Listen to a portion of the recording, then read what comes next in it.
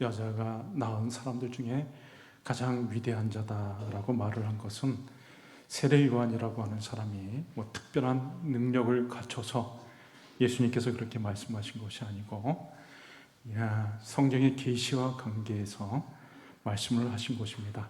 성경의 핵심되는 계시, 그것은 바로 성경이 예수 그리스도에게 초점을 맞춰져서 기록되어져 있습니다. 구약은 오실 예수님에 대해서 예언을 한 것이고, 신약은 오신 예수님에 대해서 증거를 한 것이죠. 그래서 성경의 계시는 예수님이 중심이 됩니다. 그런데 성경의 중심이 되시는 예수님에 대해서 가장 정확하게 이해를 했었던 사람이 바로 세례 요한이었었고, 그는 예수님보다 조금 먼저 와서 예수님에 대해서 정확하게 증거를 했던 사람입니다. 그러니까 성경의 계시라고 하는 측면에서 봤을 때 예수님에 관해서 가장 정확한 계시를 가지고 있었던 사람이 바로 세례 요한이었던 것이죠. 그래서 예수님께서는 여자가 낳은 자 중에 세례 요한처럼 성경의 계시를 이해한 사람은 없었다라는 의미로 세례 요한이 여자가 낳은 사람들 중에 가장 위대한 자다라고 말을 한 것입니다. 그리고 세례 요한은 예수님이 다니시는 것을 보면서 예수님에 대해서 한 문장으로 정확하게 예수님의 삶을 규정을 했습니다. 그것이 바로 오늘 읽은 본문 말씀, 보라 세상 죄를 지고 가는 하나님의 어린 양이로다. 세례 요한은 예수님을 가리켜서 세상 죄를 지고 가는 하나님의 어린 양이로다 라고 증언을 하였습니다. 세례 요한이 예수님에 대해서 증언할 때 당시의 유대인들 풍속을 잠깐만 말씀드리면요, 유대인들은 중요한 세 가지 큰 명절이 있었습니다. 첫 번째가 유월절이죠. 유월절은 이스라엘 백성들이 애굽에서 출애굽할 때를 기념하면서 하나님 앞에 양을 준비했다가 양을 잡아가지고 제사를 드리는 유월절 제사가 있습니다. 그래서 해마다 유월절이 되면은 전국 각지에서 예루살렘에 올라가가지고 유월절을 지내는데, 유월절의 핵심은 양을 잡아다가 이제 양을 잡고 가족 식구들이 양의 고기를 먹는 것이었죠. 그래서 가족 식구들이 예루살렘을 향해서 유월절에 올라갑니다. 그런데 뭐가 같이 올라가겠습니까? 유월절의 핵심은 양을 잡는 것이었기 때문에 양들을 데리고 양들이 예루살렘 성벽을 따라서 올라가는 것이죠. 그 양들은 이제 죽는 양들입니다. 근데 세례 요한이 예수님을 보면서 보라 세상 죄를 지고 가는 하나님의 어린 양이로다. 예수님께서 이제 예루살렘으로 올라가셔서 십자가에서 죽게 될 것을 보면서 그런 삶을 사실 것을 알면서 정확하게 예언을 한 것이죠. 예수님이 왜 세상 죄를 지시고 예루살렘으로 올라가셔야 됐는가? 그것은 바로 세상 죄를 없애기 위해서, 세상 죄를 지시고 예루살렘으로 올라가신 것입니다.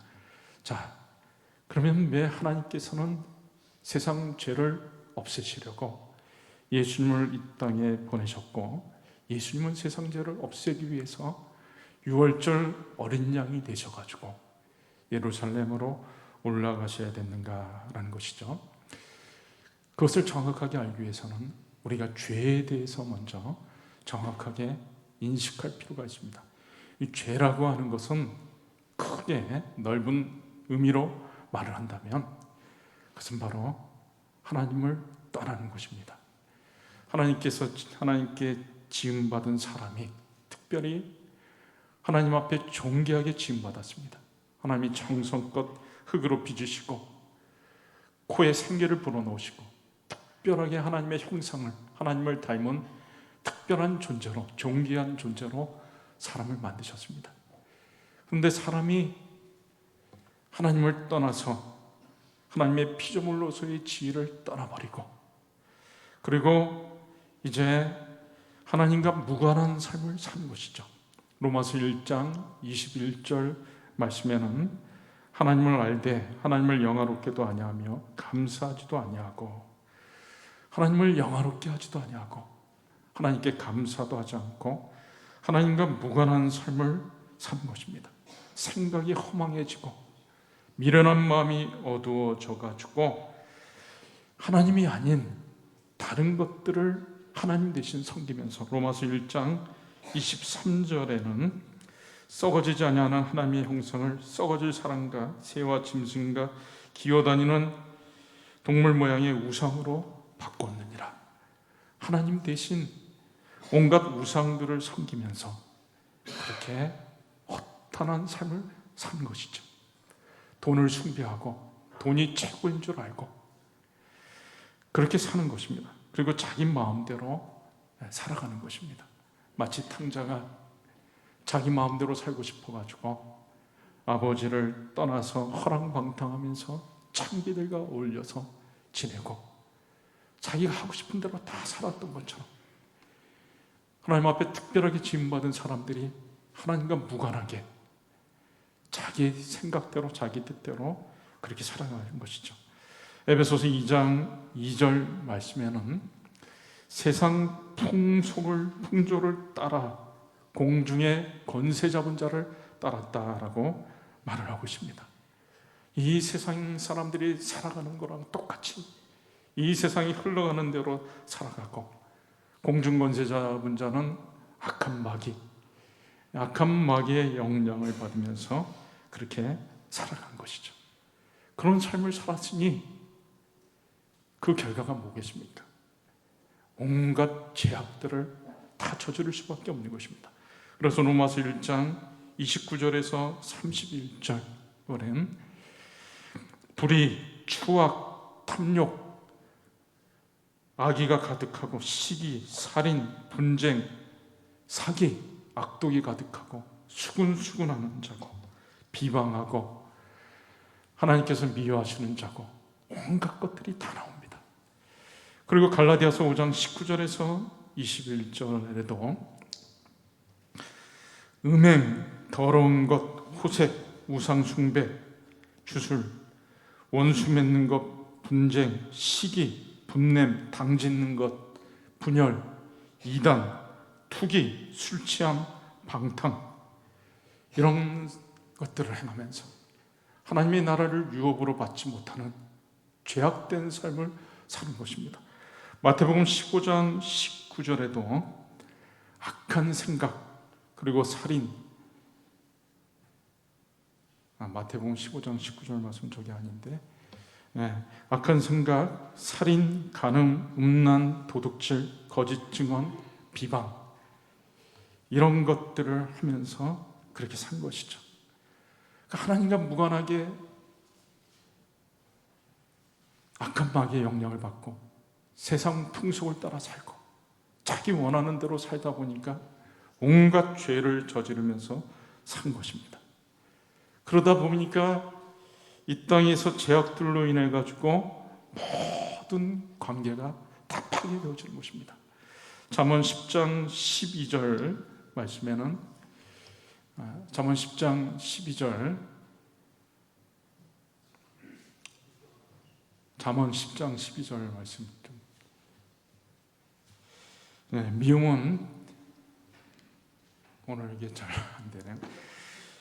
잠언 10장 12절 말씀에 미움은 다툼을 일으킨다라고 말씀하고 있습니다. 그러니까 수없이 죄악 가운데 미워하면서 다툼을 일으키고 그 죄악된 삶을 살다 보니까 수없이 많은 사람들을 판단하고 정죄를 합니다.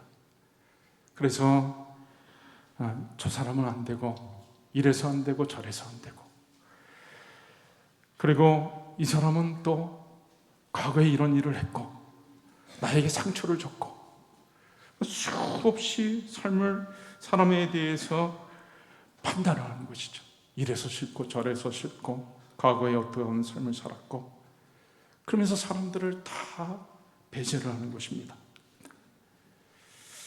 유대인들이 수없이 많은 사람들을 정죄하고 판단을 했습니다. 예수님 앞에 하루는 현장에서 가늠하다가 잡힌 여인을 끌고 왔습니다.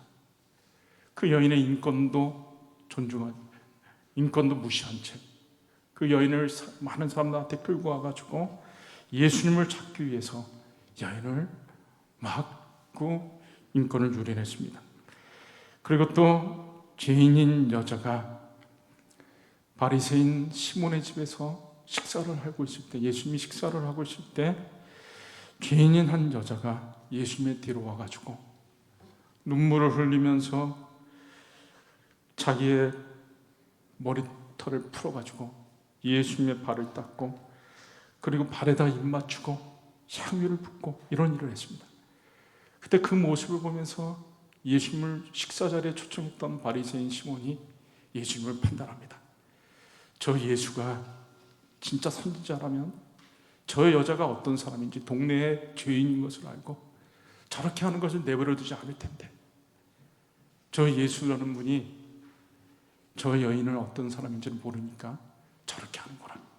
예수님을 향해서 정죄하고 판단했습니다. 그리고 예수님이 세리와 창기들과 어울리는 것을 보면서 예수님을 비난했습니다. 요한복음 4장에는 예수님께서 사마리아 여자를 만나는 장면이 나오는데 이 사마리아 여자가 예수님을 향해서 이렇게 말합니다. 당신은 유대인이고 더욱이 나는 여자인데 사마리아 여자인데 당신이 어떻게 나를 이렇게 상대를 하느냐. 보통 유대인들은 사마리아인을 상대도 하지 않고 개처럼 취급하고 자기들이 상종하지 않을 사람으로 딱 선을 긋고 잘라버리고 상종조차도 하지 않는데 당신은 유대인이 돼가지고 어떻게 나를 상대하느냐. 동의 나는 여자인데 사마리아 여자인데 이렇게 얘기를 한 것이죠. 가끔 보면은 아주 판단과 정죄를 잘하는 사람을 보게 됩니다. 판단의 기준이 자기가 돼가지고 그 사람들을 다 자기의 잣대로 판단하고 정죄를 합니다. 선을 긋는 것이죠. 재단을 해버리는 것입니다. 이런 사람들은 양복점을 하면 아주 대박이 날 것 같아요. 사람들이 죄악 가운데서 이렇게 다 자기 마음대로 하고 온갖 죄를 저지르고 사람들을 정죄하고 판단하고 이렇게 하다 보니까 모든 관계가 다 파괴돼 버리는 것입니다. 가정에서는 부부 간에 그리고 부모와 자식 간에 바리케이트가 쳐지고 형제와 형제 간에 접근 못하게 하고 교류가 안 되고 이웃 간에도 그렇고 직장에서도 그렇고 이 모든 분쟁이 다 죄에서부터 오는 것입니다. 하나님을 떠나고 하나님과 무관된 삶을 살고 내 생각과 내 뜻대로 살고 이 탕자의 불행이라고 하는 것이 아버지를 떠난 데서부터 시작된 것이죠. 이 죄라고 하는 것, 죄는 하나님을 떠난 것이고 그리고 이 죄로 인해 가지고 모든 불행이 찾아온 것이죠. 그래서 하나님께서는 우리를 다시 이 불행에서부터 행복하게 하기 위해서 죄를 없애기 위해서 예수님을 보내셨고 예수님은 죄를 없애기 위해서 어린 양이 되셔서 죄를 짊어지고 예루살렘으로 올라가신 것입니다.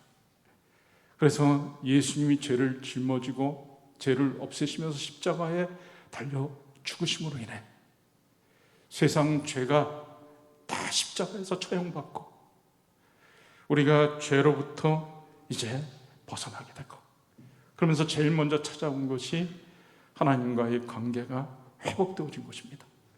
죄인이었던 우리가 의인이 되었고 이제 하나님과 화평을 이루게 되었고 그리고 그 다음에 찾아온 쥐가 바로 하나님의 자녀가 된 것입니다. 요한복음 1장 12절 말씀에 영접하는 자 곧 그 이름을 믿는 자들에게는 하나님의 자녀가 되는 권세를 주셨으니 여러분 우리가 예수님이 세상 죄를 짊어지고 그 죄를 다 없애주시는 것으로 인해서 우리가 이제 하나님과의 하나님과의 관계가 회복되어지고 하나님의 자녀의 지위를 회복하게 된 것입니다. 그것은 바로 우리가 이 땅에 살아가는 동안 하나님의 특별한 사랑과 보호 가운데서 살게 된 것을 말하는 것입니다. 하나님의 자녀니까 하나님이 특별하게 보호해 주시고 사랑을 베풀어 주시고 은총을 내려주시는 것이죠.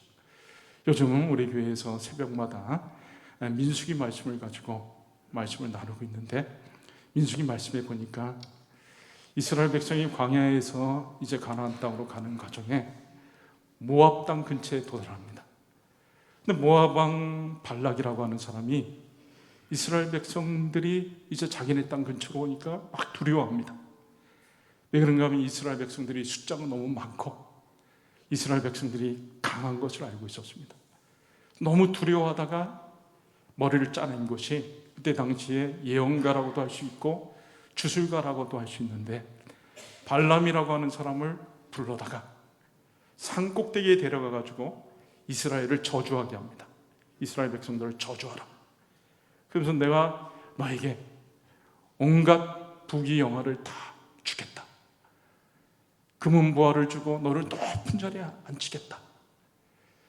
그래서 발람을 모셔다가 이렇게 이스라엘 백성들을 저주하려고 그렇게 했었던 것이죠. 그래서 이스라엘 백성을 쓰러뜨리려고 그렇게 애를 썼습니다. 그런데 그 시도가 완전히 무산됐습니다. 왜 그런가 하면 하나님께서 이 발람이라고 하는 사람이 이스라엘 백성을 저주하는 것을 철저하게 막으셔가지고 저주의 저자도 나오지 못하게, 그리고 오히려 이스라엘 백성을 축복하게 만드셨습니다. 이 발람이 깨달았어요. 야, 하나님께서는 이 백성을 사랑하시니까 하나님이 지키시고 보호하시는 백성을 내가 절대로 저주할 수가 없겠구나 라는 것을 알았습니다. 그래서 민수기 23장 8절 말씀에 보니까 이제 제대로 나왔네요. 하나님이 저주하지 않으신 자를 내가 어찌 저주하며 여호와께서 꾸짖지 않으신 자를 내가 어찌 꾸짖으랴. 하나님이 이스라엘 백성을 지키시고 보호하시는데 내가 어떻게 이스라엘 백성을 저주할 수가 있겠는가? 자기는 도저히 그렇게 할 수 없다는 것을 알았습니다. 하나님이 발람을 꽉 붙잡아가지고 이스라엘 백성들을 저주하지 못하게 하고 이스라엘 백성을 오히려 축복하게 만든 것이죠. 여러분, 우리가 하나님의 자녀로 이 땅에 살아간다고 하는 것이 이처럼 어마어마한 특권을 가진 것입니다. 하나님이 하나님의 자녀이기 때문에 우리를 특별히 지켜주시고 보호해 주셔서 그 누구도 우리를 건드리지 못하도록 그렇게 하는 것이죠. 그래서 우리가 이 땅에 살아가는 동안 최고의 지, 그것은 바로 하나님의 자녀인 것입니다. 여러분, 제가 지난번에도 말씀드렸죠. 하나님의 자녀가 높습니까? 미 합중국 대통령이 높습니까? 하나님의 아들, 딸, 그리고 미 합중국의 대통령, 자, 둘 중에 여러분들을 어떤 것이 하고 싶으십니까? 저는 여러분들이 얼마나 똑똑하고 지혜로운지를 잘 알고 있습니다. 여러분 아마 이렇게 얘기할 겁니다. 하나님의 자녀도 되고 미 합중국 대통령도 되고 싶다고. 그럼 제가 또 묻습니다. 여러분, 그렇게 말고 둘 중에 하나만 택해야 된다면 하나님의 자녀를 택하든지 미 합중국의 대통령이 되는 것, 그걸 택하든지 딱 둘 중에 하나만 해야 된다 그러면 여러분은 어떤 걸 택하겠습니까? 네, 여러분들이 결정하는데 참고가 되라고 잠깐 말씀드리면, 미 합중국 대통령은 수명이 4년이고 길어야 8년밖에 되지 않습니다. 하나님의 자녀는 영원한 것입니다. 그리고 그 권한도 미 합중국의 대통령보다 훨씬 더 큰 권한을 가지고 있죠. 그래서 우리가 이 땅에서 하나님의 자녀로 살아간다고 하는 것은 우리가 이 땅에서 최고의 존귀한 신분을 가지고 산다는 것을 얘기하는 것이기 때문에 우리가 이 땅에서 살아가는 동안 우리는 자신감을 가지고 자부심을 가지고 당당하게 살아야 되는 것입니다. 여러분, 우리가 하나님의 자녀인데도 만족하지 못한다면 도대체 이 세상에서 그 무엇으로 만족할 수가 있겠습니까? 우리가 하나님의 자녀인데도 만족할 수가 없다면 도대체 무엇 가지고 우리가 이 세상에서 만족하면서 살 수가 있겠습니까? 이 죄가 해결되어 오지는 것으로 인해 우리가 최고의 지인 하나님의 자녀가 된 것입니다. 그리고 우리가 하나님의 자녀가 됐기 때문에 이제는 날마다 감사 기쁨으로 하루하루를 살아가는 것입니다. 우리가 하나님의 자녀가 된 것은 우리 힘으로 된 것이 아니잖아요. 하나님께서 예수님을 보내주셨기 때문에, 그리고 예수님께서 우리 죄를 짊어지시고 예루살렘으로 올라가시는 6월절 어린 양이 되셔서 우리 죄를 다 해결해 주셨기 때문에 우리가 하나님의 자녀가 된 것입니다. 전적으로 하나님의 은혜로 예수님의 사랑으로 된 것이기 때문에 우리는 그저 감사하고 기뻐할 것밖에 없는 것이죠. 그리고 우리가 이런 은혜를 경험했기 때문에 우리는 이 땅에 살아가는 동안에 이제는 내 생각과 내 뜻대로 사는 것이 아니요, 하나님의 뜻대로 살려고 애를 씁니다. 하나님의 말씀대로 살려고 애를 쓰는 것이죠. 그렇기 때문에 이제는 더 이상 사람들을 미워하지 않고 사랑하려고 했습니다. 그래서 다툼이 일어나지도 않고 다른 사람들을 정죄하려고 하지도 않습니다. 사람들을 사랑으로 품게 되는 것이죠. 여러분, 미숙한 사람과 성숙한 사람의 차이가 있죠. 미숙한 사람은 맨날 잘잘못을 따집니다. 옳냐 그르냐 가지고서 따집니다. 그러나 성숙한 사람은 사람을 보는 것이죠. 그리고 그 사람을 품습니다.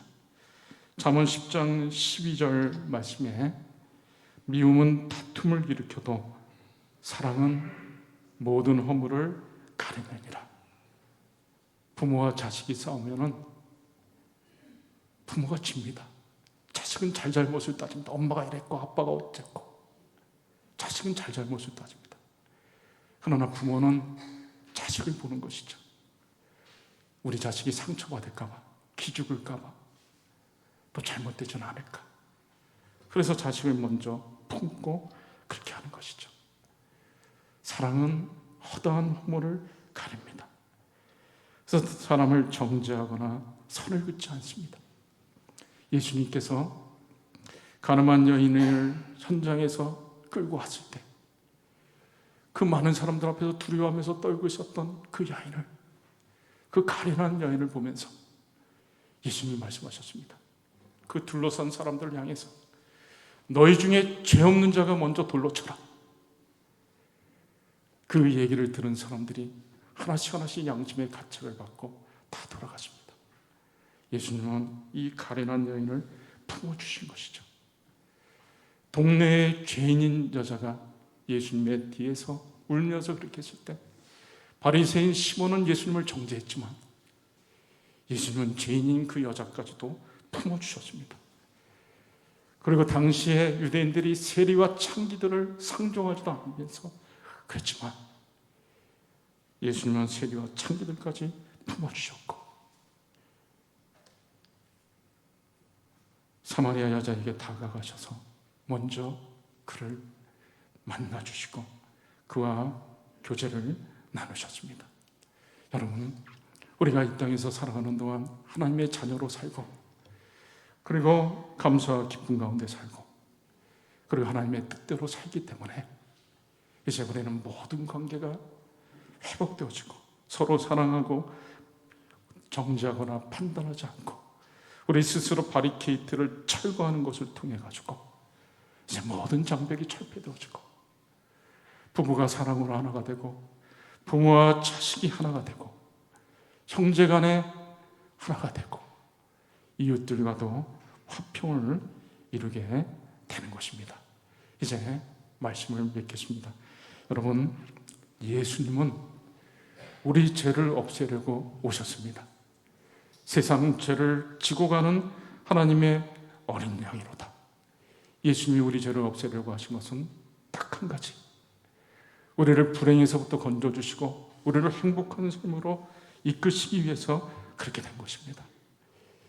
예수님이 우리의 죄를 없애주심으로 우리는 하나님과 화평을 이루고 하나님의 자녀가 되는 지위를 누리게 되었습니다. 그리고 그것이 은혜로 된 것인 것을 알기 때문에 날마다 감사와 기쁨으로 사는 것이고, 그리고 이제는 내 욕심과 내 뜻과 내 생각대로 사는 것이 아니요 오직 하나님의 기뻐하시는 뜻대로 살려고 애쓰고 사랑하고 섬기고 품고 이렇게 하면서 살고, 그러면서 모든 관계가 화평해지는 관계의 축복을 누리면서 살게 된 것입니다.